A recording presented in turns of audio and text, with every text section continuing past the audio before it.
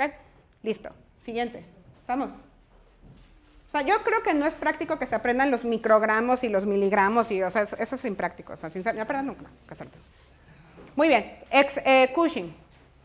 Cushing es cualquier exposición a exceso de glucocorticoides. Estrictamente Cushing es no importa si los glucocorticoides son de afuera o son de adentro. Cualquiera se le llama Cushing.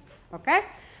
Acuérdense que el hipotálamo produce CRH y la CRH va a estimular a la hipófisis a que produzca ACTH y la ACTH va a estimular a la corteza suprarrenal a que produzca cortisol. Si hay mucho cortisol, ¿qué va a pasar con la ACTH y la CRH?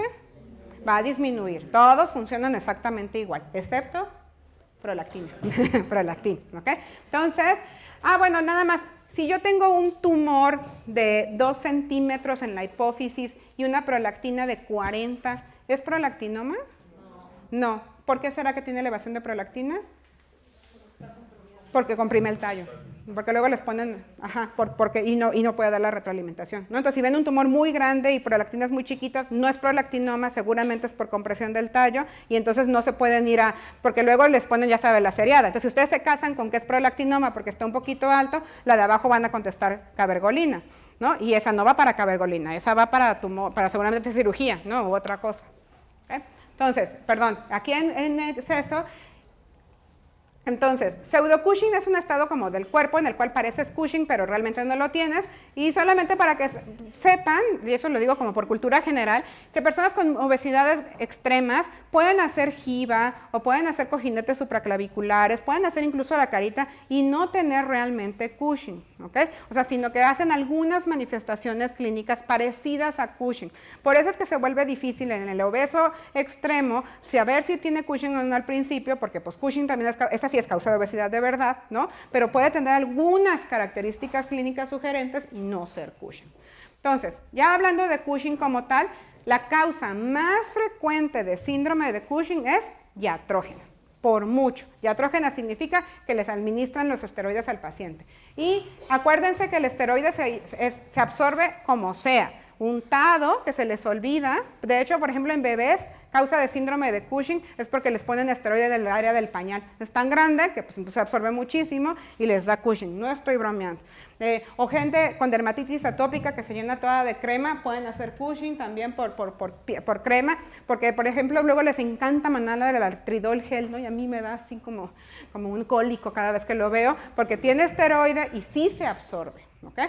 Entonces, inyectado, tomado, intramuscular, las únicas presentaciones que no se absorben en forma significativa son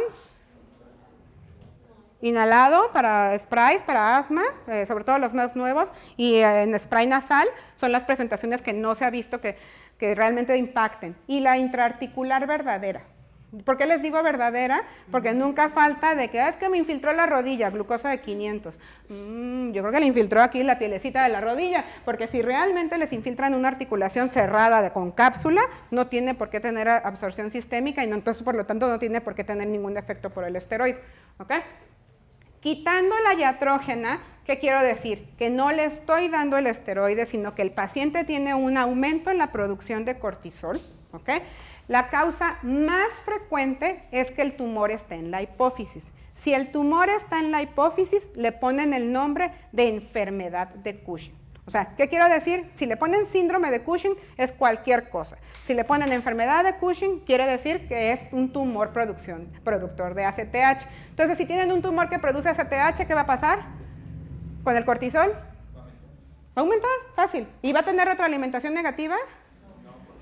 Exacto, en general no, sí tiene un poquito, pero en general no lo suficiente como para que se te quite el Cushing, porque el problema es el tumor productor, y entonces ¿cómo vas a tener las hormonas? ACTH, alta, y cortisol, alto, y agua pasa por mi casa, ¿no? Y redondo y con estrías, y ya tienen el caso resuelto, ¿no? Entonces, después de enfermedad de Cushing, las segundas causas se pelean entre tumores adrenales, que es el que sigue, o la secreción ectópica. Ectópica es que Cushing es todo un dolor de cabeza. Resulta que el hipófisis no es el único lugar que puede producir ACTH. Resulta que hay algunos tumores que también producen una ACTH igualita. Entonces eso es un dolor de cabeza doble, ¿no?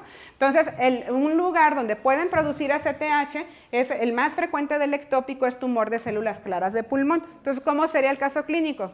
Tumor, paciente con bolas en los pulmones y se ve Cushing y tiene ACTH alta, podría ser ectópico, porque también sería muy mala suerte que tuvieras un tumor acá arriba y un tumor acá abajo.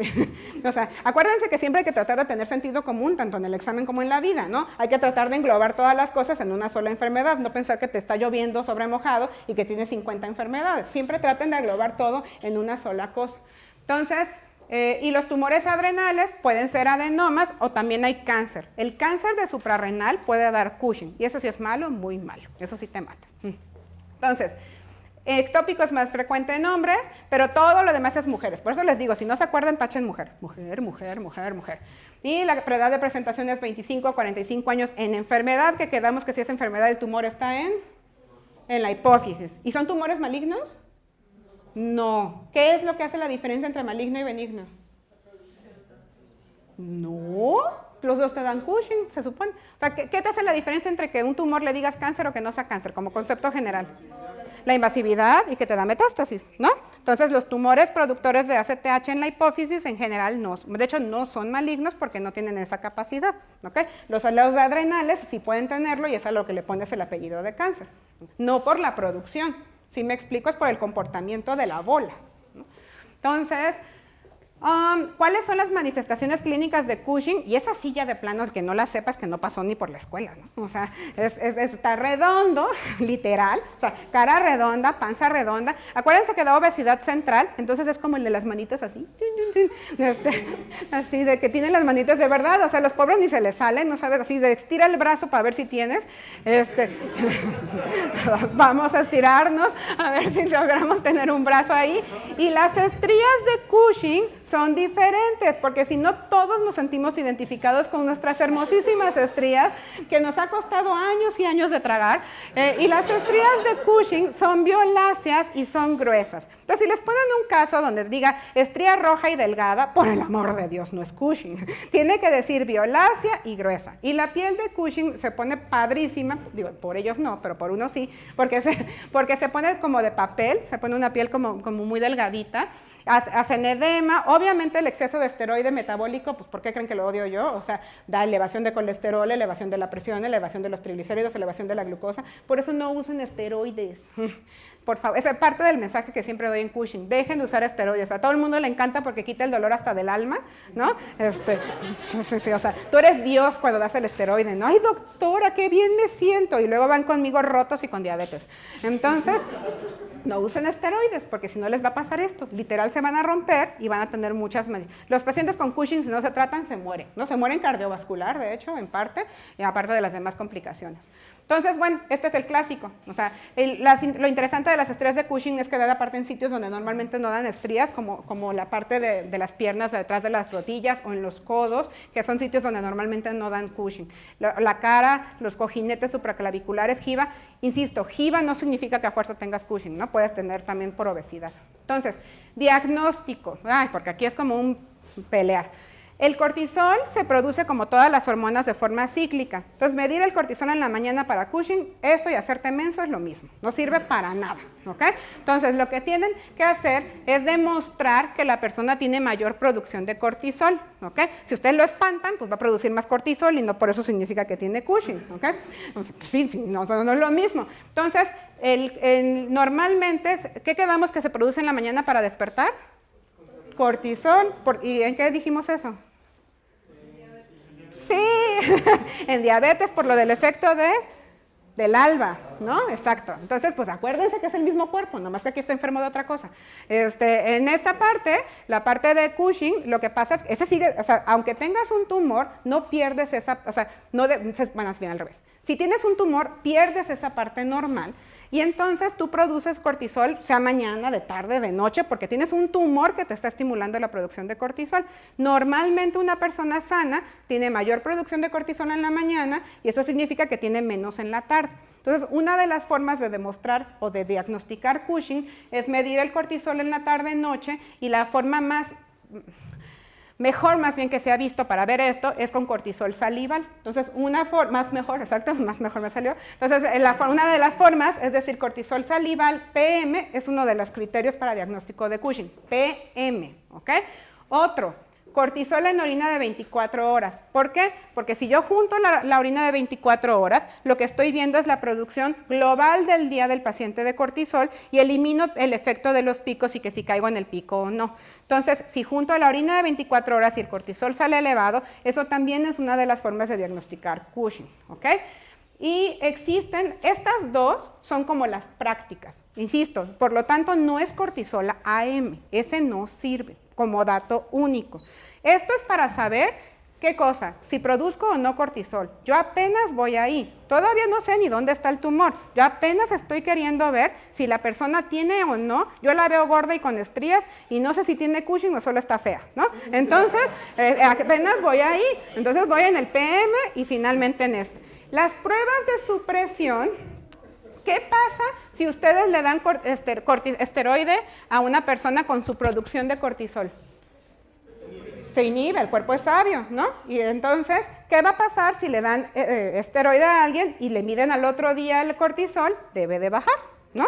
Entonces, una forma de saber si la persona tiene una producción anormal de cortisol es que le des 1 miligramo de dexametasona en la noche, la prueba con dosis bajas es con 1 miligramo y le midas al otro día el cortisol. Mientras más bajito pongas el extremo al otro día el valor, pues más odiosa me pongo para el diagnóstico, ¿no? Porque significa que tengo que suprimir más y más exigente me pongo. Entonces ese corte del siguiente día ha ido disminuyendo, primero se decía que 5, luego se decía que 3 y luego quedó en 1.8. Si al otro, entonces ¿qué le tengo que decir al paciente? Que, bueno, si quiero me tomo el cortisol basal y eso como porque son los endocrinólogos y nos apasionamos, pero le dices que a las 11 de la noche se tome 1 miligramo de dexametasona, que es Alin de 0.5, son 2 tabletas. Y al otro día le mides el cortisol. Lo que debe pasar es que baje de 1.8. Si no baja de 1.8, puede ser que tenga Cushing, porque hay gente que no tiene supresión y no lo tiene, pero entonces ya avanzas, significa que puede tener Cushing. Por lo tanto, cuando ustedes le pongan dosis bajas de supresión con esteroides para diagnóstico de Cushing, se refiere simplemente a ese momento histórico en el que no sé si es gorda o es Cushing, ¿ok? O sea, ahí, apenas voy ahí, ¿ok? Y cuando ya tengo el diagnóstico de Cushing, entonces sigue todo el dolor de cabeza de saber dónde está. Si es acá, acá o ectópico. Y eso es todo un pesar, ¿ok? Pero acuérdense que en el examen están en la mayo y no tienen los problemas que tenemos aquí, ¿no? O sea, entonces, la parte de las pruebas de supresión, existen otras, las de dosis bajas, entonces son para diagnosticar si tiene Cushing o no. Y las de dosis alta son diseñadas para diferenciar entre enfermedad, que quedamos que es por producción en hipófisis, o producción ectópica de ACTH, porque la enfermedad, la hipófisis siempre preserva un poco de retroalimentación negativa, un poco, y las ectópicas no. Las ectópicas sí tienen ACTH así, sin ton ni son. Pero bueno, como no les van a poner tan complicado, espero, entonces lo que pueden hacer es partir ya tienen cortisol demostrado porque tienen o PM o urinario o prueba baja con hipercortisolismo. El paciente produce cortisol. ¿Qué sigue? Saber dónde está. Y como están en la mayo y tienen todo, le pueden medir ACTH. Si está alta, ACTH dependiente. Y lo más probable es que sea tumor de hipófisis, por probabilidad, ¿no? Si la ACTH está baja, es independiente de ACTH, entonces ¿el tumor dónde está? No. ¿Dónde es el único lugar del cuerpo donde se produce el cortisol? En las suprarrenales. La ACTH es la que puedes producir afuera, pero el cortisol no, ¿ok? ¿Sí estamos de acuerdo? ¿No? Entonces, si no depende de ACTH, ¿cuál es el único lugar donde puede estar el problema? En las suprarrenales. En algún lugar, ¿ok? Entonces, si hoy lo está tomando, exacto, pero ya si llegaste a ese extremo es que eres muy mal haciendo historia clínica. No, porque aparte, si lo tomas así, no dices ya de plano, o sea, se te fue. No, y aparte se supone que suprimes, ¿no? O sea, hay algunas que sí se miden, pero en general suprimes. Pero bueno, entonces los cortes son 5 y 20. Si tiene menos de 5, de ACTH, significa que no depende de ACTH y el problema está en las suprarrenales. Y entonces sí, ya me aviento a hacerle la fotito, o sea, a hacerle la imagen. ¿Qué le voy a hacer? Tomografía o resonancia. Antes de esto, ¿habíamos hecho imagen? ¿Por qué? ¿Para qué? Si yo tengo Cushing y tiene un tumor en la hipófisis, ¿significa que a fuerzas ahí? ¿Cuánto porcentaje de la población general tiene un tumor en la hipófisis y le hace resonancia? 10%. Igual, ¿qué porcentaje de la población general tiene un tumor en las suprarrenales? Así, como 10%. Se llaman incidentalomas. Entonces, que tú tengas una persona con un tumor no significa que tienes... Por eso es que no les hacen a los prolactinas de repente... Bueno, ¿qué tal si tienes prolactina de 40 porque te dio miedo el piquete? Y, pues sí, la vida de la prolactina quedamos que era rápida, ¿no? La tipa tardó muchísimo, te hizo un moretón, entonces tienes prolactina de 25, ¿no? Y tú te apasionas y le haces resonancia y tiene un tumor. Bueno, ¿y qué? Entonces le vas a dar cabergolina por 2 años por tu odisea, ¿no? Y le vas a seguir con resonancias que nunca va a bajar de tamaño el tumor porque no tiene nada que ver con la prolactina que le habías hecho. Entonces, 20 significa que es dependiente de ACTH y ahí ya tienes que hacer la diferencia entre si es un tumor de hipófisis, que es lo más frecuente, o es un ectópico, que es un dolor de cabeza, ¿ok? Y ya aquí es cuando empiezas la imagen. Entonces, la imagen en todos los diagnósticos de tumores endocrinológicos es primero diagnóstico bioquímico y luego de imagen, nunca al revés. Primero tienes que demostrar lo bioquímico. Y así es, es que de verdad me toca cada iatrogenia, o sea, les hacen primero la tomografía de la suprarrenal y luego le miden el cortisol y luego entonces no saben ni dónde están parados. Y el tratamiento, no, o sea, de verdad, no se complica en la vida. Si es un tumor en la hipófisis, ¿qué se imaginan que se hace? Se lo quito. Si es un tumor en la suprarrenal, se lo quito. Si es tumor del otro lado, sufres. Pues ves si se puede tratar y si no se puede tratar, hay una serie de medicamentos que se pueden dar para tratar de inhibir la producción de cortisol. Y fíjense que aquí lo que siempre me interesa decirles, porque estos luego se vuelven complicados, es que ketoconazol disminuye, de hecho bloquea por completo la producción de cortisol. Y por eso, de hecho, la FDA ya le puso hace bastante tiempo, no sé, como un par de años, una cajita de esas negras, ya saben, de las que dicen no dar, que nadie lee, que no deben de usarse ketoconazol. Entonces, ese es mensaje parroquial, por favor no usen ketoconazol para los hongos, porque lo único que les van a dar es insuficiencia suprarrenal y el hongo va a seguir, ¿ok? Entonces, ketoconazol no se debe de usar en general ya casi para nada, porque de hecho es un tratamiento para bloquear la producción de cortisol en Cushing, ¿ok? Muy bien, entonces el ketoconazol es lo que les decía y hay otros medicamentos que también se pueden usar que son de uso muy especializado. Muy bien, Nelson, pues resulta que a ti te dio la angustia, no le encontraste qué era. ¿Qué va a pasar sin importar la causa de producción de cortisol si tú le quitas las suprarrenales a un paciente? ¿Se cura del Cushing o no? Sí, ¿no? ¿Quedamos que hay otro lugar donde se produzca cortisol? No. Entonces, si le quito las 2 suprarrenales, ¿lo voy a curar del Cushing? Sí. No importa lo que haya sido la causa. Entonces, de verdad hay gente ya que en la desesperación, porque no le encuentras dónde está el tumor, dices, pues ya me vale, le quito las suprarrenales porque si no se me va a morir de Cushing, ¿no? Y resulta que no lo habías visto, porque de verdad son tumores muy difíciles de encontrar, que el tumor resulta que sí era enfermedad de Cushing, que sí era un tumor que producía ACTH.